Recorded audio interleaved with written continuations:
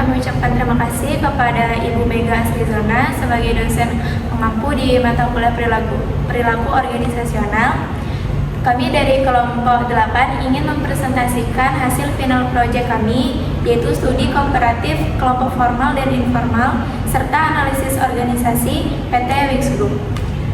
Sebelumnya, perkenalkan, nama saya Nadia Fikriani dengan NIM 24059237 dan teman saya Dinda Yuliana Fitri dengan NIM 24059103. Saya Mufira Fadila dengan NIM 24056072. Saya Nadia Ramadan Nasution dengan NIM 24059080.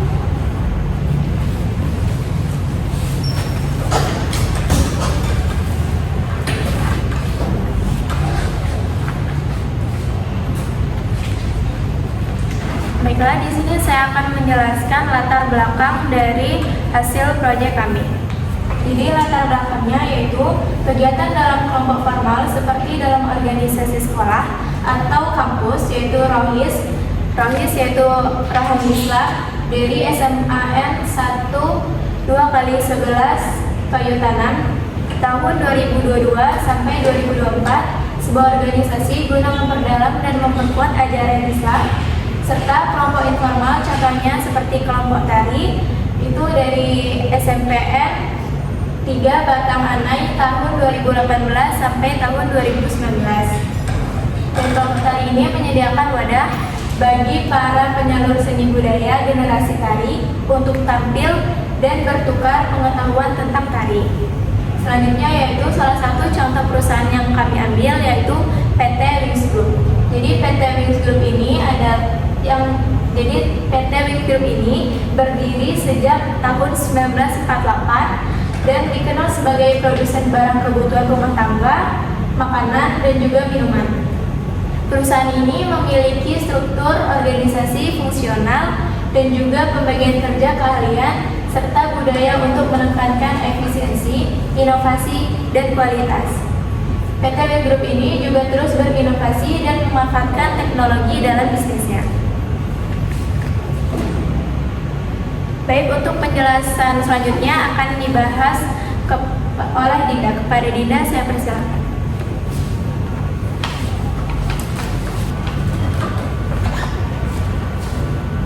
Baik, terima kasih saya ucapkan kepada moderator. Selanjutnya saya akan membahas tentang kelompok formal dan informal. Yang pertama yaitu kelompok formal. Kelompok formal adalah kelompok yang dibentuk secara resmi oleh organisasi untuk mencapai suatu tujuan tertentu dengan tugas dan badan yang telah ditetapkan.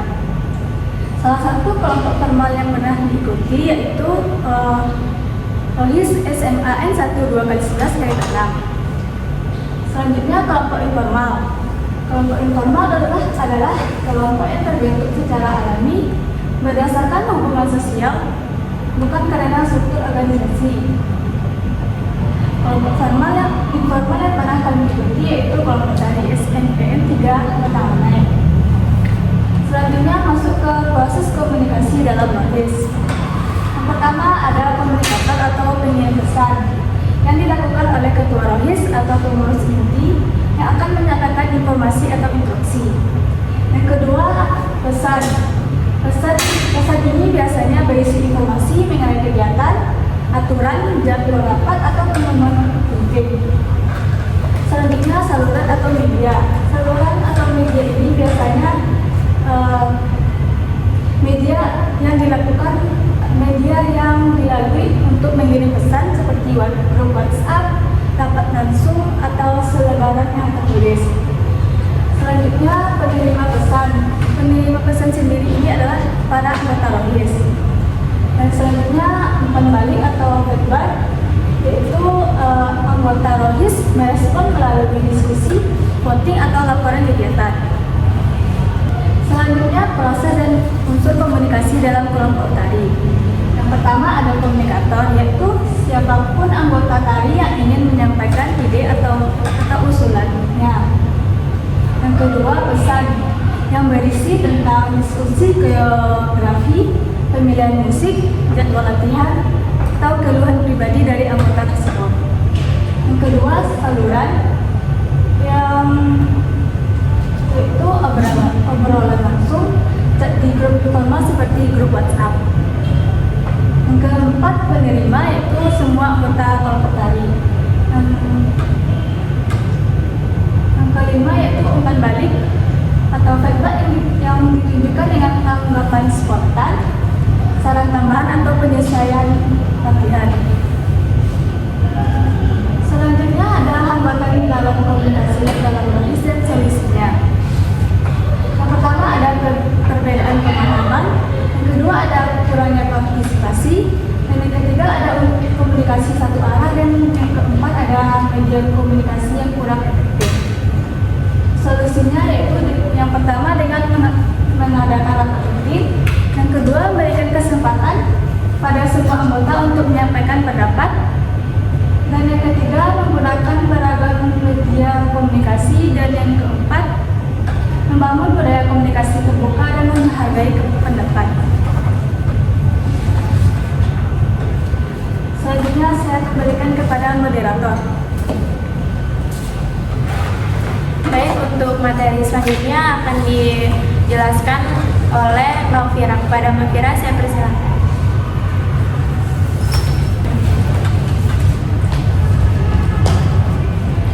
Baiklah, terima kasih saya ucapkan kepada moderator. Selanjutnya saya akan menjelaskan terkait hambatan dalam komunikasi dalam kelompok tari dan solusi untuk mengatasinya. Hambatan yang dihadapi kelompok tari diantaranya adalah perbedaan selera dan gaya komunikasi. Yang kedua adalah kurang seriusnya sebagian anggota kelompok tari. Yang ketiga adalah informasi yang tidak tersampaikan secara merata. Solusi untuk mengatasi hambatan tersebut diantaranya adalah yang pertama adalah menetapkan kesepakatan bersama secara informal, misalnya komitmen untuk hadir dalam latihan. Yang kedua, meningkatkan kebersamaan dan komunikasi terbuka, misalnya ngobrol santai di luar acara kelompok. Yang ketiga, membuat grup komunikasi aktif dan memastikan semua anggota terlibat. Yang keempat adalah mendorong kerjasama melalui kegiatan yang menyenangkan agar kelompok tetap kompak. Baiklah, selanjutnya saya akan menjelaskan terkait proses pemilihan pemimpin dan tipe-tipe pemimpin dalam kelompok. Proses pemilihan pemimpin dalam kelompok ROHIS diantaranya yang pertama adalah musyawarah anggota untuk mengusulkan nama-nama yang akan menjadi pemimpin. Yang kedua, pemaparan program kerja. Diantaranya adalah calon pemimpin menyampaikan ide dakwah, kajian dan kegiatan sosial. Yang ketiga, pemungutan suara atau musyawarah mufakat. Selanjutnya, proses pemilihan pemimpin dalam kelompok tari diantaranya yang pertama adalah pengajuan calon. Setiap anggota boleh mencalonkan diri atau dicalonkan. Yang kedua, presentasi visi dan misi. Calon menyampaikan rencana latihan dan pengembangan tim. Yang ketiga, voting demokratis, di mana anggota memilih suara yang paling banyak. Selanjutnya adalah tipe-tipe pemimpin yang umum di kelompok ROHIS. Yang pertama adalah tipe transformasional. Adalah pemimpin yang mampu membawa perubahan dan semangat baru dalam kelompok ROHIS. Yang kedua adalah tipe pemimpin transformasional ini fokus pada pengembangan akhlak dan visi dakwah jangka panjang. Tipe kedua adalah tipe servant leader atau pemimpin yang melayani. Pemimpin ini memiliki sifat rendah hati, mendengarkan semua anggota dan memprioritaskan kepentingan bersama. Selanjutnya, pemimpin ini cocok dalam konteks organisasi keagamaan yang menjunjung tinggi nilai-nilai dakwah. Selanjutnya adalah tipe-tipe pemimpin dalam kelompok tari. Di antaranya adalah yang pertama tipe demokratis. Pemimpin ini selalu mengajak anggota untuk berdiskusi sebelum melakukan kegiatan dalam kelompok atau dalam mengambil keputusan dalam kelompok. Selanjutnya, pemimpin ini mendorong kreativitas dan partisipasi semua anggota. Yang tipe kedua adalah tipe karismatik, di mana pemimpin ini mempunyai pengaruh yang besar karena bakat, gaya bicara, atau pengalamannya. Pemimpin ini cenderung Anggota dalam kelompok cenderung mengikuti karena kagum dan percaya kepada pemimpin ini. Selanjutnya adalah jenis-jenis konflik dan resolusinya serta negosiasi yang terjadi. Yang pertama, jenis-jenis konflik. Konflik yang pertama adalah konflik tugas atau task konflik. Konflik ini muncul karena perbedaan pandangan atau ketidaksepakatan mengenai isi atau tujuan dari suatu pekerjaan. Yang kedua adalah konflik hubungan atau relationship konflik, di mana konflik ini muncul karena adanya ketegangan emosional antar individu. Konflik yang ketiga adalah proses konflik atau konflik proses. Konflik ini berkaitan dengan cara atau metode dalam penyelesaian pekerjaan dalam suatu kelompok.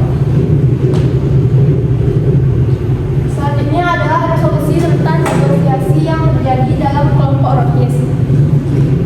Resolusi dan negosiasi yang terjadi dalam kelompok ROHIS diantaranya yang pertama adalah pemilihan tema kajian atau kegiatan, penyesuaian jadwal kegiatan, penggunaan dana kas, penyusunan struktur kepengurusan, dan yang terakhir adalah pembagian tugas acara keagamaan.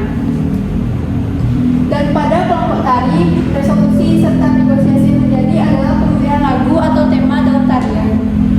Selanjutnya pembagian posisi atau formasi panggung, penentuan jadwal latihan, desain kostum, dan yang terakhir pembagian tugas di luar panggung.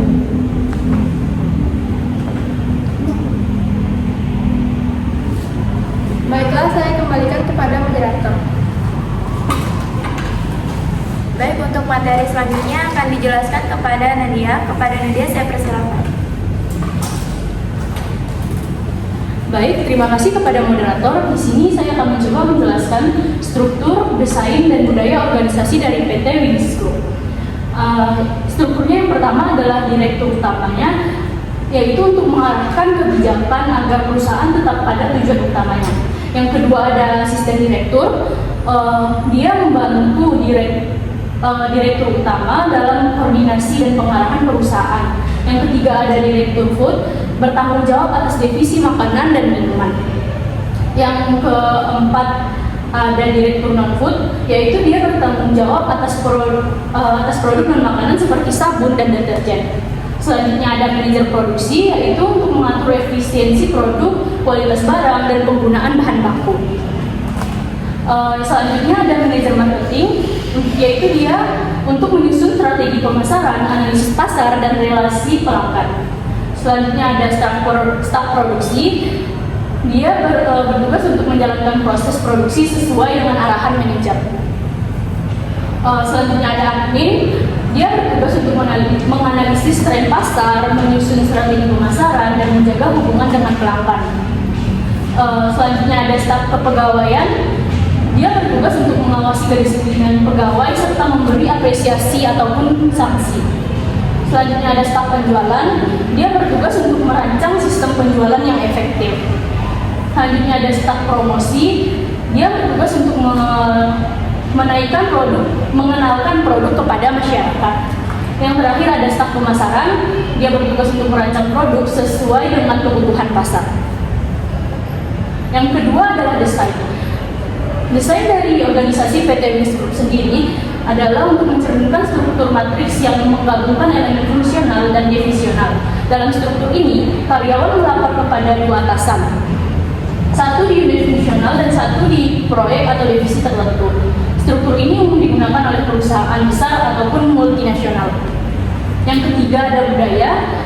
Budaya dari PT Winis Group ini adalah yang pertama nilai-nilai inti.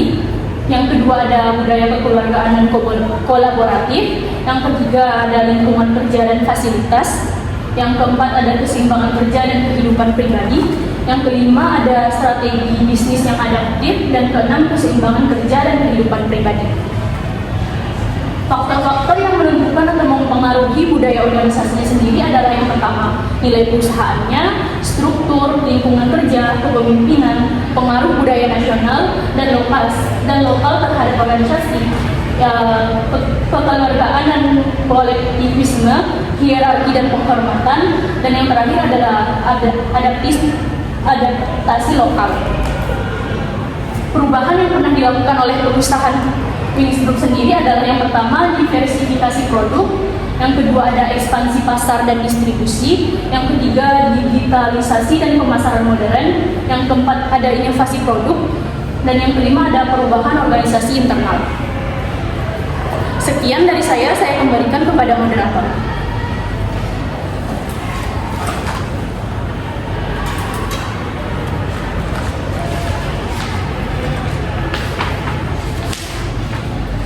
Baiklah, selanjutnya di sini saya akan memberikan kesimpulan dari hasil PPT yang kami buat. Kesimpulannya yaitu dari laporan ini kita bisa melihat betapa pentingnya peran kelompok, baik yang bersifat formal maupun informal, dalam membentuk pengalaman dan kemampuan individu. Kelompok formal seperti ROHIS memberikan struktur dan tujuan yang jelas, serta menumbuhkan tanggung jawab dan kepemimpinan. Sementara itu, kelompok informal seperti kelompok tari itu menawarkan kedekatan emosional, rasa nyaman, dan ruang untuk mengekspresikan diri dengan lebih bebas. Dan keduanya ini memberikan pelajaran berharga tentang kerjasama, komunikasi, dan juga cara menyelesaikan konflik secara dewasa. Selain itu, komunikasi terbukti menjadi fondasi dalam menjaga keharmonisan dalam kelompok. Hambatan seperti perbedaan persepsi, emosional yang tidak stabil, hingga miskomunikasi sering terjadi dan menjadi tantangan, dan namun dalam hal itu dapat diatasi dengan sikap terbuka, saling menghargai, dan kemauan untuk mendengar. Selain itu, kepemimpinan yang baik tidak hanya memengaruhi arah kelompok, tetapi juga memengaruhi semangat dan inovasi dari setiap kelompok anggota. Selanjutnya yaitu studi terhadap PT Wings Group, yang mana memperlihatkan bagaimana sebuah perusahaan besar bisa bertahan dan berkembang melalui struktur organisasi yang jelas, budaya kerja yang kuat, dan nilai-nilai yang konsisten. Nilai seperti integritas, kerjasama, kolaborasi, dan semangat kekeluargaan, yang mana nilai-nilai tersebut dapat menjadi fondasi yang membuat organisasi tersebut tetap solid dan bahkan di tengah perubahan zaman dan persaingan bisnis yang kuat.